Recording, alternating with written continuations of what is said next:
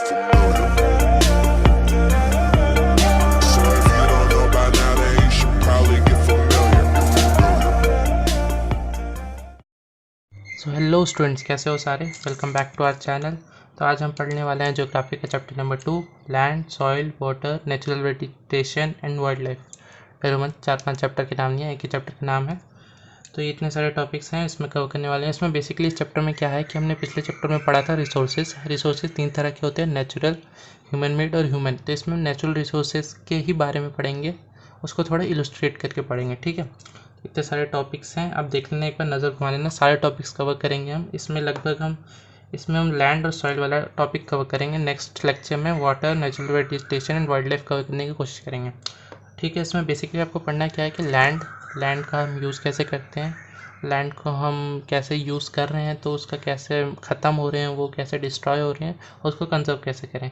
वैसे ही soil use कैसे करते हैं, सॉइल का यूज़फुल मतलब सॉइल हमारे लिए कैसे बेनिफिशियल है, सॉइल को हम कैसे डिस्ट्रॉय कर रहे हैं, और वो सॉइल हम कैसे कंजर्व कर सकते हैं, ठीक है। तो पहले इंट्रो देख लेते हैं।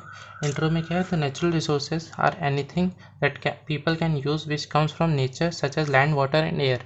मतलब बेसिकली वही सेम चीज़ है कि नेचुरल रिसोर्सेज क्या है जो हम नेचर से ला रहे हैं और अपनी नीड के हिसाब से हम उसे यूज़ कर रहे हैं। जैसे लैंड हो गया, वाटर हो गया, एयर हो गया।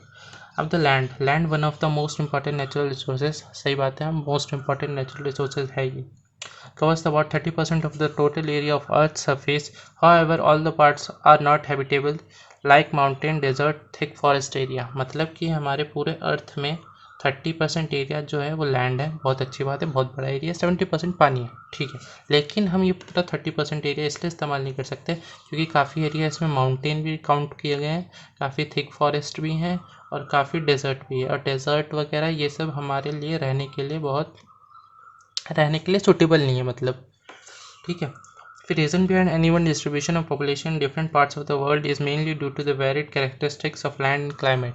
मतलब कि अगर आपको क्वेश्चन ऐसा आता है कि डिस्ट्रीब्यूशन ऑफ पॉपुलेशन अनइवन क्यों है, तो ये इसलिए है क्योंकि varied characteristics of land and climate, मतलब हर जगह का क्लाइमेट अलग है, लैंड के कैरेक्टरिस्टिक्स अलग हैं। कहीं के एग्रीकल्चर अच्छा होता है, कहीं पे फार्मिंग नहीं हो सकती, कहीं पे इंडस्ट्रीज़ हैं, कहीं पे ज़्यादा मिनरल्स पाए जाते हैं तो वहाँ माइनिंग होती है, वहाँ पॉपुलेशन कम है। लेकिन कहीं पे रिवर वैलीज़ के पास है, वाटर अच्छे से मिलता है, इंडस्ट्री बनी हुई है, तो वहाँ पे पॉपुलेशन ज़्यादा है, वहाँ लोग रहना ज़्यादा पसंद करेंगे, ठीक है। इंडस्ट्री है तो वहाँ पे इकोनॉमी, मतलब कि वहाँ पे आपको जॉब्स भी मिलेंगी, तो आप वहाँ रहना ज़्यादा पसंद करोगे। तो इसलिए अनइवन डिस्ट्रीब्यूशन है। कई लोग ठंड में रहना पसंद करते हैं तो लंदन भाग जाते हैं। जैसे जम्मू कश्मीर में ठंड पड़ती है, वहाँ पे मौसम ठंडा रहता है कंपेरेटिवली साउथ से मतलब केरला हो गया, तमिलनाडु हो गया। तो areas which are densely populated, अब कौन से एरियाज डेंसली पॉपुलेटेड होते हैं, plains and river valleys offer suitable land and agriculture. मतलब कि प्लेन्स मतलब जो समतल एरिया होते हैं, जैसे माउंटेन, या ज़्यादा उबड़ खाबड़ नहीं हो गया। रिवर वैलीज मतलब जहाँ नदी पास में, मतलब कोई भी वाटर रिसोर्स पास में है, ये सूटेबल होते हैं हमारे रहने के लिए या फिर एग्रीकल्चर के लिए। अब लैंड यूज़ क्या है, टर्म जैसे नाम से सुनने से लग रहा है, जो लैंड हम यूज़ करते हैं किस लिए, the different purpose such as agriculture, forestry, mining, building houses, road, industry, for which land is used is known as land use. Short में बोले तो different purposes for which land is used is known as land use. The factors that determine use of land are, मतलब जो factors हैं जो determine करते हैं कि हम उस लैंड को कैसे यूज़ करते हैं। जैसे हो गया आपका टोपोग्राफी, सॉइल, क्लाइमेट, मिनरल्स और अवेलेबिलिटी ऑफ वाटर। टोपोग्राफी मतलब कुछ जैसे मतलब उस एरिया के फीचर्स बताता हो, फिजिकल फीचर्स बताता हो कि ये जो लैंड है या एग्रीकल्चर के लिए सूटेबल है, माइनिंग के लिए सूटेबल है, या फिर यहाँ रहने के लिए सूटेबल है। तो ये इस प्रॉपर्टी को हम बोलते हैं टोपोग्राफी। सॉइल मतलब सिंपली वही हो गया, सॉइल वहाँ का अच्छा है, एग्रीकल्चर के लिए सूटेबल है या नहीं, या आई मीन गलत सा, मतलब ऐसी फालतू सा सॉइल, तो हम वहाँ पे क्या करते हैं, रहने लगते हैं, और एग्रीकल्चर के लिए अलग सॉइल रख देते हैं, मतलब सॉइल वाली लैंड जो अच्छे सॉइल है वहाँ पे। फिर क्लाइमेट कैसा है, बहुत ठंड तो नहीं पड़ती, जैसे अंटार्कटिका है वहाँ बहुत ठंड पड़ती है, वहाँ आप रह नहीं सकते, तो इसलिए वहाँ रहते नहीं है। मिनरल्स ज़्यादा हैं तो हम वहाँ क्या करते हैं, माइनिंग करते हैं। अवेलेबिलिटी ऑफ वाटर भी तो होना चाहिए कहीं रहने के लिए। तो फिर देखते हैं next factor, human factor such as population and technology are also important determinants of a land use pattern. मतलब कि आप अगर वहाँ पे ह्यूमन पॉपुलेशन और टेक्नोलॉजी ये डिसाइड करती है कि वहाँ पे आप किस तरह से उस लैंड को यूज़ कर रहे हो, ठीक है। तो ह्यूमन भी एक बहुत बड़ा फैक्टर है, पॉपुलेशन एंड टेक्नोलॉजी, ठीक है। तो लैंड कैन ऑल्सो भी classified on the basis of ownership, मतलब कि किसी लैंड को आप वो कैसे ओन करते हो, मतलब कौन ओन कर रहा है। अगर कोई इंडिविजुअल या ग्रुप कोई ओन कर रहा है तो हम उसे बोलते हैं प्राइवेट लैंड। अगर उसे कोई कम्युनिटी जैसे गवर्नमेंट होती है हमारी वो ओन कर रही है तो हम उसे बोलते हैं कम्युनिटी लैंड। तो private land is own by individuals and community land is own by community for common uses like collection of fruits, nuts and medicinal herbs. ये एग्जाम्पल मुझे समझ नहीं आया आपके एनसीईआरटी में थे, क्यों दिए हुआ ऐसा। These communities lands are also called common property resources. जैसे आप कम्युनिटी लैंड में ये भी तो यूज़ कर सकते हो, जैसे पार्क हो गया, ये आपका कम्युनिटी लैंड है, आप कोई भी जाके वहाँ पे खेल कूद सकता है। जैसे मान लो एक प्राइवेट लैंड है, एक कम्युनिटी लैंड है, यहाँ पे आम का पेड़ है और यहाँ पे भी आम का पेड़ है, तो इस आम के पेड़ पे जो आम उगेंगे ये प्राइवेट या फिर वो इंडिविजुअल या ग्रुप ऑफ जो उस ग्रुप के हैं इधर के ओनर, वही लोग इस आम को तोड़ सकते हैं, जो भी यूज़ करना है कर सकते हैं। लेकिन यहाँ पे कोई भी मेडिसिनल हर्ब्स उग रहा है या कुछ भी हो रहा है या पेड़ भी उगा है तो यहाँ पे सब कोई कर सकते हैं, कोई बोलेगा थोड़ी कि तेरी ज़मीन है मेरी ज़मीन है, कोई भी है कुछ भी है। Population and demands are increasing but land is limited, मतलब जैसे जैसे पॉपुलेशन बढ़ रही है, लोगों की डिमांड बढ़ रही है, मगर लैंड थोड़ी बढ़ रहा है, वो तो 30% ही है, उसमें से भी ज़्यादातर मोस्ट ऑफ द चीज़ें जो है माउंटेन्स और डेजर्ट वगैरह हैं। Many constructional activities are going on, agriculture land is expanding, agricultural land is expanding, मतलब कि जो एग्रीकल्चरल लैंड्स हैं, फॉरेस्ट वगैरह हैं, वहाँ पे कंस्ट्रक्शनल एक्टिविटीज़ बढ़ रही हैं, मतलब कि लोग उसको हटा के वहाँ पे इंडस्ट्रीज स्टैब्लिश कर रहे हैं। These leading to land degradation, landslide, land soil erosion which are major threat to environment. मतलब कि जैसे पॉपुलेशन बढ़ेगी वैसे ही रिसोर्स, मतलब नीड बढ़ेगी, डिमांड बढ़ेगी, वैसे ही इंडस्ट्रीज़ भी बढ़नी चाहिए, बढ़ेगी ही वैसे। तो वो उसके लिए ज़मीन तो है नहीं, तो हम क्या करते हैं कि डिफॉरेस्टेशन कर रहे हैं, वहाँ पे इंडस्ट्री इस्टेब्लिश कर रहे हैं, एग्रीकल्चरल लैंड्स हैं जो जहाँ की सॉइल अच्छी है वहाँ पे कर रहे हैं इस्टेब्लिश इंडस्ट्रीज। तो ये बहुत गलत चीज़ है। तो इससे क्या हो रहा है, land degradation, landslide, soil erosion. Landslide मतलब क्या हुआ फ्रेंड्स, जैसे मान लो हर चीज़ एक प्लेट पे बनी हुई है, हमारी पूरी अर्थ एक एक प्लेट जोड़ के बनी है। मान लो ये 2 प्लेट है, तो मान लो जापान जो है वो आधा प्लेट मान लो इस प्लेट पे आ रहा है, आधा इस प्लेट पे आ रहा है, तो वहाँ कभी भी अर्थक्वेक आता है ना, तो क्या अभी देखना वो प्लेट्स ऐसे ऊपर नीचे हो जाती हैं या ऐसे साइड में हो जाती हैं, तो काफ़ी डीप वो हो जाता है, होल टाइप खाई टाइप बन जाता है, तो हम उसे बोलेंगे लैंडस्लाइड। और मान लो हमारा होप मतलब कि थैंक गॉड हमारा जो इंडिया है वो एक प्लेट पे है, तो यहाँ पे कभी भी अर्थक्वेक आता है तो अभी आप नोटिस करोगे बहुत गड्ढा या कुछ नहीं होगा, ठीक है। तो हम अब इसे हमने देख लिया कि कैसे कॉज हो रहा है, अब इसे कंजर्व करने की बारी, ठीक है। तो causes of degradation land is, मतलब इसके कॉज मेनली क्या है, large scale destruction of forest cover, मैंने बताया कि फॉरेस्ट को हटा के डिफॉरेस्टेशन करके हम वहाँ पे लैंड स्टैब्लिश करते हैं industries. Fertile land due to increasing demand, fertile land मतलब कि एग्रीकल्चरल लैंड, ठीक है। Common method use to conserve land resources, common methods क्या है, एफॉरेस्टेशन मतलब डिफॉरेस्टेशन का अपोजिट, मतलब जैसे जैसे आपने पेड़ काटे अब उसको ना करके आप पेड़ उगाओ, ठीक है। लैंड लैंड रिक्लेमेशन मतलब कि मान लो माउंटेन्स हैं, डेजर्ट हैं, हमने उसको कैसे भी वहाँ रहने के लिए या वहाँ इंडस्ट्री इस्टेब्लिश करें या कुछ भी उनको ऐसा यूज़ के लिए बनाए, जैसे ओशंस हैं वहाँ पे हम उसको यूज़ के लिए बनाए, मतलब ये कोई लैंड पड़ा है तो उसको हम ऐसे ही पड़ा है कोई यूज़ नहीं होता उसका, मतलब हम उसका यूज़ नहीं कर सकते, लेकिन आजकल टेक्नोलॉजी के जैसे जैसे एडवांस होती जा रही है तो हम कुछ ऐसा करें कि हम इसे भी यूज़ कर पाएँ।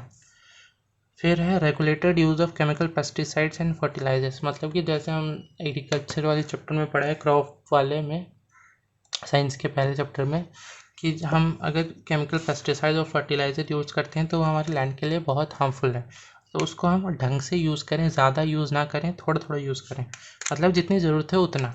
चेक्स ऑन ओवर ग्रेजिंग मतलब क्या होता है, चराना मतलब आपके वेजिटेशंस ख़त्म करते जाते हैं, जो ये एनिमल्स होते हैं या किसी भी रीज़न से आप उसको ख़त्म कर रहे हो।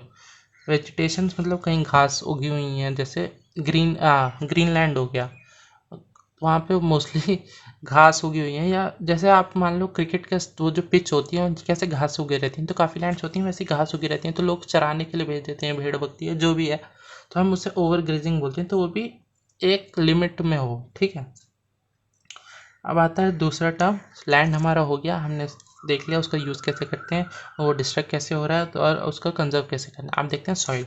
सॉइल क्या होता है? सॉइल की डेफिनेशन है, the thin layer of graining substance covering the surface of the earth is called soil. Thin layer of graining substance covering the surface of earth, ठीक है। Made up of organic matter, minerals and weathered rocks found on earth.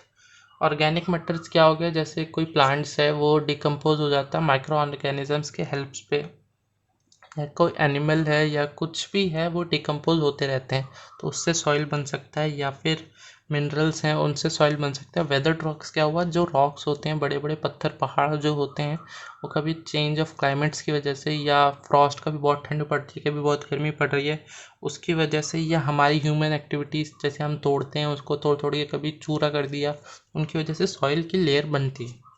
The right mix of minerals and organic matters make the soil fertile. मतलब अगर कोई right mix मान लो अगर naturally हो गया minerals का और ऑर्गेनिक मैटर तो उस सॉइल को फर्टाइल बनाती है, जिससे वो लैंड फर्टाइल होती है, जिससे हम वो एग्रीकल्चरल के सूटेबल बन जाता है।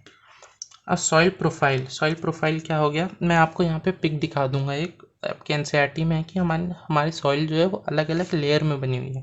जैसे top soil with humus and vegetation. Humus मतलब एक कंपोनेंट ऑफ सॉइल होता है जो कि ऑर्गेनिक मैटर से बना होता है, मैंने बोला ना ऑर्गेनिक मैटर से बनता है, तो उसे हम ह्यूमस बोलते हैं। एंड वेजिटेशन मतलब वही घास वगैरह। सब soil with sand, silt and clay, मतलब उसकी एक नीचे वाली लेयर जो जब आप खोदोगे तो पता चल दिखते हैं ना कि वो थोड़ी नम नम रहती है, वो मतलब वो कुछ भी शेप बनाओ तो शेप बन जाता है। फिर है वेदर्ड रॉक मटेरियल, मतलब वही जो रॉक टूट जाते हैं। फिर जो आता है पेरेंट रॉक, मतलब कि सबसे नीचे तो पेरेंट रॉक ही है, मतलब पूरी ज़मीन के सबसे क्रस्ट में सबसे बीच में तो पत्थर ही पत्थर है ना, तो वही सबसे नीचे वाली लेयर होती है। वेदरिंग ये एक टर्म है, साइड में देखना एनसीईआरटी में यहाँ पे बॉक्स बना के दिया हुआ है, तो उसमें क्या है? The breaking up and decay of exposed rocks, मतलब वेदर्ड रॉक्स का एक प्रोसेस है ये। The breaking up and decay of exposed rocks by temperature change, frost action, plant, animal and human activity, ठीक है। जैसे कई जगह फॉरेस्ट बोल रहा हूँ, रॉक में प्लांट उग जाता है, कभी कहीं से देखना तुम, तो उसके रूट्स क्या करते हैं? उस रॉक को तोड़ने लगते हैं अंदर अंदर अंदर अंदर, तो रॉक टूट जाता है, या फिर हमारी ह्यूमन एक्टिविटीज़ की वजह से, या फिर टेम्परेचर चेंज की वजह से। तो इस प्रोसेस को हम बोलते हैं वेदरिंग। तो देखते हैं नेक्स्ट है फैक्टर्स ऑफ सॉइल फॉर्मेशन। ये मैंने ऐसे बनाया, आपके एनसीईआरटी में भी ऐसे ही है। अगर एग्जाम में आता है तो आप ये नहीं कि ऐसे गोल गोल गोल बना के, आप पॉइंट वाइज लिखना, parent rock, relief, flora and fauna, micro organism, climate and time. इसमें देखते हैं parent rock, factors of soil formation, soil कैसे बनता है उसके factors. Parent rock determine the colour, texture, chemical properties of minerals and content. हमने ये सीखा है, हमने ये पढ़ा है कि हर जगह रॉक एक जैसे नहीं होता, लैंड एक जैसे नहीं होते।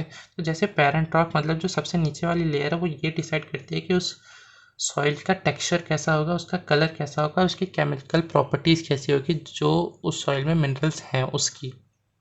कई जगह देखा होगा आपने, सॉइल काली काली होती है, कई जगह बहुत ब्राउनिश सी होती है, कई जगह गोल्डन सी होती है, तो ये पेरेंट रॉक पे डिपेंड करती है। सेकेंड थिंग है रिलीफ मतलब altitude and slope determine the accumulation of soil, मतलब जो हाइट होती, मान लो कोई पहाड़ी इलाका है, जैसे असम साइड टेरेस फार्मिंग जो होती है वो ऐसे पहाड़ी इलाका है मान लो, तो यहाँ पे कम सॉइल होगा, यहाँ पे ज़्यादा सॉइल होगा, मतलब एल्टीट्यूड और स्लोप डिसाइड करेगा एक्यूमुलेशन ऑफ सॉइल।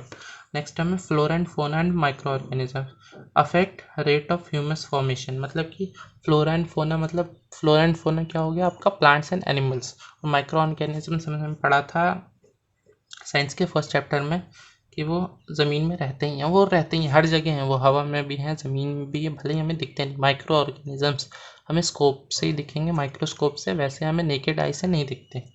तो affect the rate of humus formation, मतलब कि जहाँ फ्लोरा फोना ज़्यादा होंगे वहाँ पे डिकम्पोजिशन ज़्यादा होगा, और माइक्रो ऑर्गेनिज्म उनको डिकम्पोज ज़्यादा करेंगे, तो वो उसका ऑर्गेनिक मैटर बनाएंगे, जिससे कि वो डिसाइड करते हैं कि वो सॉइल ह्यूमस है कि नहीं। ह्यूमस मतलब मैंने बताया था प्रॉपर्टी और component of soil which are mainly organic matter, which are mainly made up of organic matter, component of soil which are mainly made up of organic matter। organic matter कैसे बनता है? Flora and fauna के decomposition से। Next है आपका time determination, determine thickness of soil profile, ठीक है। मतलब कि हमने देखा है, मतलब आपके एनसीईआरटी में भी गिवन है और हमने रिसर्चेस जो की हैं उससे ये पता चला कि 1 सेंटीमीटर लेयर को बनाने, मान लो आपका ये है पूरा, मैंने पढ़ाया था जैसे कि ये आपका हो गया ह्यूमस वाला और वेजिटेशन वाला पार्ट, ये आपका सिल्ट क्लेई पार्ट हो गया, ये वेदरिंग रॉक्स वाला पार्ट हो गया और ये आपका पेरेंट रॉक वाला पार्ट हो गया। तो इसका एक लेयर बनने में थाउजेंड्स ऑफ ईयर्स लग जाते हैं 1 सेंटीमीटर की लेयर बनने में। तो टाइम डिटरमाइन करता है कि कितना टाइम हो गया उस लैंड को पड़े हुए। फिर आता है आपका क्लाइमेट। क्लाइमेट में क्या आ गया, temperature, rainfall, influence, rate of weathering, मतलब कि जितनी वेदरिंग होगी, जितना टेम्परेचर ऊपर नीचे होगा उतनी सॉइल की लेयर बढ़ेगी। या फिर रेनफॉल होगी, मान लो रेनफॉल हुई, बाढ़ आई और सब बह गया तो सॉइल भी बह जाता है तो लेयर कम हो जाएगी। तो ये सब फैक्टर्स हैं जो डिटरमाइन करती हैं सॉइल फॉर्मेशन का। फिर हम देखते हैं डिग्रेडेशन ऑफ सॉइल, मतलब सॉइल कैसे डिस्ट्रॉय हो रहा है। Soil erosion and depletion are major threats to soil as resource, मतलब सॉइल इरोजन मैंने बताया था ज़मीन बंजर कर देना, और सॉइल डिप्लेशन मतलब लेयर कम होती जाना। फैक्टर्स ऑफ सॉइल डिग्रेडेशन, वही deforestation, over grazing, over use of chemical fertilizers, ये सब आपके कॉमन है। और रेन वॉश हो गया, बाढ़ वाल आ जाती हैं जो, लैंडस्लाइड्स मैंने बताया वो पिछले वाले उसमें ही था, और फ्लड भी एक बहुत बड़ा मेन रीज़न है। मतलब ज़्यादा बारिश होगी तो भी रेन वॉश मतलब जो है उससे भी लेयर कम होती रहती है, और फ्लड से तो हो ही जाती है। तो ये चीज़ें तो बहुत कॉमन है, बहुत सारी चीज़ें इसमें कॉमन है, बस सब अलग अलग हैं। वही चीज़ें सीखनी है कि इसका यूज़ क्या है, इसको कैसे वो करते हैं, हम डिस्ट्रॉय करते हैं और कैसे कंजर्व करते हैं। फिर नेक्स्ट हम आते हैं आपकी सॉइल कंजर्वेशन, मतलब हमने यूज़ कर लिया, डिस्ट्रॉय कर दिया, अब कैसे कंजर्व कर सकते हैं हम इन चीज़ों को। तो इसके कुछ 6 तरीके हैं। 6 तरीके क्या है। मल्चिंग मतलब the uncovered ground between plants is covered with a layer of organic matter, help in retaining soil moisture. मतलब कि जैसे आपने, ये एक तरीका है जो कि कई जगह फार्मिंग में अपनाया जाता है, जिसमें क्या हुआ, मान लो आपके ये प्लांट्स लगे हुए हैं, ये एक प्लांट लगा हुआ है, ये एक प्लांट लगा हुआ है, ये एक प्लांट लगा हुआ है। तो इसमें आप क्या करोगे कि इसको ऑर्गेनिक मैटर से कवर कर दोगे, मतलब मान लो कि खाद हो गया, चाहे कोई भी ऑर्गेनिक मैटर हो गया, लकड़ियाँ हो गई, उसको कवर कर दोगे ऊपर से। कई जगह इसे प्लास्टिक से भी कवर करते हैं। इसको नहीं कवर करना, उसके साइड वाले पार्ट्स को कवर कर देते हैं, ठीक है। ये क्या करती है, सॉइल मॉइस्चर को कंटेन करने में, मतलब एब्जॉर्ब ही रहता है उसमें, सॉइल मॉइस्चर उड़ता नहीं है, तो जिससे वो रूट्स को हेल्प करेगी। दूसरा हो गया आपका काउंटर बैरियर, मतलब कि स्टोन्स और grass soil are use to build barrier along contours, channels are made for out of barriers to collect water. मतलब कि यही चीज़, जैसे प्लांट लगा हुआ है यहाँ, तो हम क्या करते हैं, इसमें ऐसे ऐसे बैरियर बना देते हैं, ठीक है, और इधर बीच में चैनल्स बना देते हैं। प्लांट मतलब जैसे पानी कैसे जाएगा, आप यहाँ से पानी दो तो तीनों में पानी चला जाए, ठीक है। फिर आता है टेरेस फार्मिंग मतलब ये आपने इसमें क्या किया था, यहाँ पे ऊपर उठा दिया था, इसमें क्या करा आपने, यहाँ उठा दिया, यहाँ बैरियर बना दिया। अब फिर आता है आपका टेरेस फार्मिंग हम कहाँ करते हैं, जैसे आपने टी लीव्स, वो चेन्नई एक्सप्रेस देखी होगी, लास्ट का सीन है जब वो वापस अपने कुंभड़ गांव या कौन सा गांव होता है वहाँ जा रहा होता है, तो उसमें गाना है वो, तो उसमें क्या करते हैं, जो दिखाया गया है वो टेरेस फार्मिंग, जो टी लीव्स की फार्मिंग होती है वो हिली एरियाज़ में होती है, तो उसमें ऐसे में वेजिटेशन ग्रो कर देते हैं वो लोग ऐसे, तो उसको हम बोलते हैं टेरेस फार्मिंग। तो इससे क्या हुआ, हमने माउंटेन एरिया, हिली एरिया को भी यूज़ किया। Terrace are developed on the steep slopes so that flat surfaces are available to grow crops। मतलब अगर हमने इसमें भी क्रॉप ग्रो करना यूज़ कर लिया तो फ्लैट सरफेसेस हैं उस पर भी हम कुछ और भी ग्रो कर सकते हैं। मान लो अगर हम इसे यूज़ नहीं करना जानते होते हैं तो हम इन सरफेसेस पे भी यूज़ करते हैं, मगर हम इस पर अब करना चाह रहे हैं कि कैसे इसको यूज़ करें, तो ये चीज़ पे हम एक्स्ट्रा चीज़ें यूज़ कर सकते हैं, ग्रो कर सकते हैं। अब आगे आपका इंटरक्रॉपिंग मतलब different crops are grown in alternate rows and are sown at different times to protect soil from rain wash. मतलब कि अलग अलग जगह पे, मतलब अल्टरनेट डेज पे, अल्टरनेट सीजन्स पे, या फिर अल्टरनेट रोज पे, अल्टरनेट मतलब एक के बाद एक हम अलग अलग तरह के क्रॉप्स यूज़ करते हैं। क्रॉप्स ग्रो करते हैं। ये आपको डिटेल में पढ़ना है तो हमारा साइंस का चैप्टर नंबर 1 पढ़ना, मैंने बहुत अच्छे से समझाई है ये चीज़। इंटरक्रॉपिंग जिसे हम क्रॉप रोटेशन भी कह सकते हैं, जिसमें मान लो मैंने यहाँ पे टमाटर उगा लिया, यहाँ पे कुछ और चीज़ें उगा ली, लेकिन ये चीज़ें ध्यान में रखनी होंगी कि वो एक सीज़न में ही उगती हों। फिर हमारा contour ploughing parallel to contours of hill slope to form natural barrier for water to flow down slope, मतलब कि ऐसे सीढ़ियाँ बना देते हैं ऐसे। अब यहाँ पे कुछ ग्रो किया, फिर यहाँ पे कुछ ग्रो किया, यहाँ पे कुछ ग्रो किया, यहाँ पे कुछ ग्रो किया। इसमें हमारे लिए क्या यूज़फुल हो गया ये कि हम सीधा यहाँ पानी देंगे और सारे पानी आ जाएगा, फ्लो डाउन टू स्लोप। ठीक है, सबको पानी मिल जाएगा। ये अलग अलग तरीके हैं, आपको 6 चीज़ें याद नहीं करनी, आपको 5 चीज़ें याद करनी है। मल्चिंग याद कर लो, बहुत ईजी है। काउंटर बैरियर याद कर लो, टेरेस फार्मिंग याद कर लो, एक शेल्टर बेल्ट भी बहुत ईजी है, मैं अभी बताती रहा हूँ। इंटरक्रॉपिंग याद कर लो, जिसमें से आप कोई भी हार्ड लगे वो याद मत करना, 5 चीज़ें याद करो। शेल्टर बेल्ट्स क्या हो गया? In coastal areas and dry region rows of trees are planted to check the wind movement and protect the soil cover. मतलब कि मान लो मेरा ये खेत है, तो अब मैं क्या करूँगा, इसके यहाँ इसके जितनी बाउंड्री थे वहाँ पे बड़े बड़े पेड़ उगा दूंगा। जिससे क्या होगा, कभी विंड आई, कभी कुछ भी हो गया, बहुत तेज़ आंधी तूफान आया, तो हमारा सॉइल कवर नहीं उड़ेगा। मतलब हवा के साथ मिट्टी उड़ जाती है ना, तो वो चीज़ें नहीं होंगी। आप कभी एक गाँव जाना तो आप गौर करोगे, मान लो ये आपकी लैंड है, ये आपका रोड है, तो आप गौर करोगे कि यहाँ यहाँ यहाँ यहाँ यहाँ यहाँ पेड़ लगे हुए हैं, तो हम उसको बोलते हैं शेल्टर बेल्ट। हमने क्या सीखा? मल्चिंग सीख लिया हमने, फिर हमने सीखा काउंटर बैरियर, टेरेस फार्मिंग, फिर हमने इंटरक्रॉपिंग, और हमने सीखा शेल्टर बेल्ट, और एक और चीज़ हमने सीखा काउंटर प्लॉइंग। ठीक है, तो बस आज के लिए इतने रखते हैं इस लेक्चर के लिए। अभी हमारी 2-3 चीज़ें बच गई हैं, हमारी 2 चीज़ें बची हैं, water, natural vegetation, wild life, 3 चीज़ें बच गई हैं। इसमें भी हमें सेम चीज़ें ही पढ़नी है। तो मिलते हैं पार्ट 2 में। तो अगर आपको पसंद आए तो लाइक करना, शेयर करना अपने फ्रेंड्स के साथ, और सब्सक्राइब करना। मिलते हैं नेक्स्ट वीडियो में। Good luck, goodbye, be safe.